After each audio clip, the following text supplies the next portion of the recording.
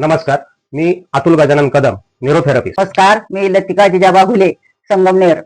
माझं माहेर नगरपालिका शाळा क्रमांक 1 मध्ये शिक्षिका कार्यरत होते. 2 वर्षापूर्वी असं अचानकच चालणं बंद झालं. थोडंसं गुडघे दुखायला लागले. त्याच्यानंतर मग मागच्या वर्षापासून या काहीच झोपेतून उठले आणि हाताचीच हालचाल बंद झाली. मग घाबरले, म्हटलं काय होतं, पॅरालिसिस आहे का काय काय माहिती. अगोदर डॉक्टर पाहिले होते, पण मला एवढा काही फरक जाणवला नाही. मग तिथून पुढे मी ट्रीटमेंट चालू केली.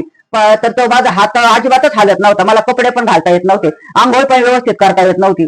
मग मला हळूहळू हाताचा फरक जाणवला. 8 दिवसानंतर मग माझा हात पूर्ण बरा झाला, बऱ्यापैकी. आणि आज मी एकदम व्यवस्थितच आहे. आज तो काहीच प्रॉब्लेम नाही, गुडघ्याचा नाही, हाताचाही नाही. मी आता सगळं काम करू शकते, फिरू शकते. कदम सरांचं मी मनपूर्वक आभार मानते. आणि ज्यांना कोणाला असा पायाचा, मुंग्यांचा, हाताचा त्रास असेल तर त्यांनी त्यांच्याकडे ट्रीटमेंट घ्यायला काहीच हरकत नाही. कारण मला पैकीच फरक जाणवलाय. बाकी सगळं व्यवस्थित आहे.